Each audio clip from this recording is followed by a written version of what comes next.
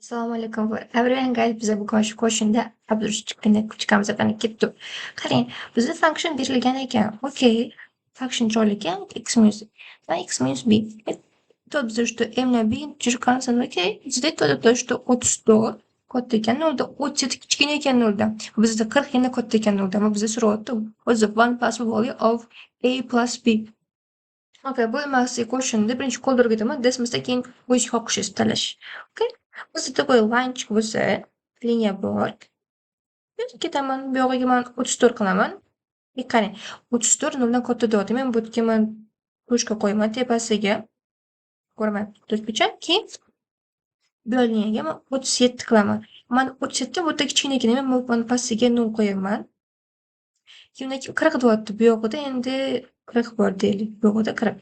Va bu katta deyapti 0 dan. Va yana teparoq qilaman. Endi qarang. Bizdan parabola chizilyapti bu yerdan. Endi qarang, bu dam тоже parabolaga aylandi. Boyagi o'sha 37 minusmi, burada уже minus turibdi, bular ikkalasi plyusda. Endi qarang, biza pointlarni oladigan bo'lsa, bu yerda bizning pointimiz bor, bu yerda, bu yerda. 34 37 dan ola olib, qanaqa son raqamlar bo'lishi mumkin? Bu, конечно, bizda 35 bo'ladi va 36 bo'ladi. Endi 37 bilan bu 40 orasida qanaqa raqam bo'lishi mumkin? Bu yerda, конечно, bizda 38 bo'ladi. 38 и 39 bo'ladi. Endi qarang. Men bu yerni A deb olaman, bu yerni men B deb oladigan bo'lsam, menda A mana qaysi raqam bo'ladi? Menda A mana shu 35 bo'ladi. Keyin 36 bo'ladi. Va menda B esa 38 dan 39 bo'ladi. Va mana shu A plus B ni hisoblab bergin degan. Okay, let's go. Biz hisoblaymiz. Masalan, birinchi 35 ni plus qilamiz 38 ga. 73 ham bo'lar ekan. Endi bizda javob qismi 73 ham bo'lishi mumkin ekan. Endi keling shu 36 ni hisoblaymiz 39 ga b valga. 75. Keyin ham hisoblab ko'raman. 35 ni plus qilaman endi 39 ga.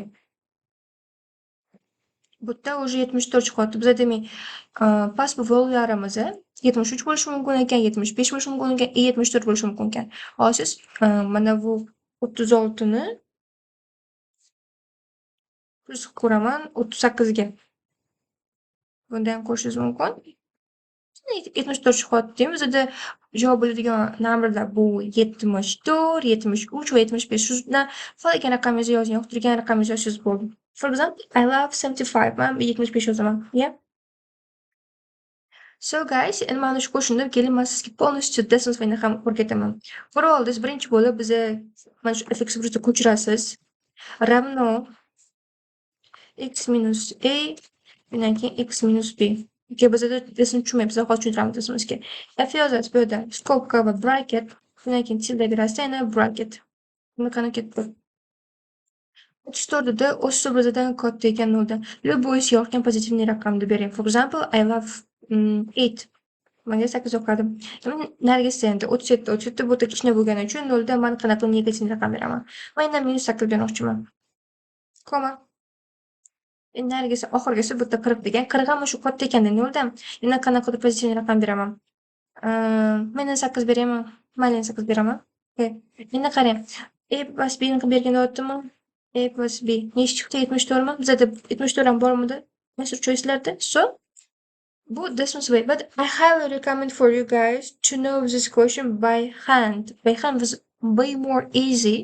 This must plus o'yish uchun bilib oling. So guys, bye bye for everyone. Have a nice day.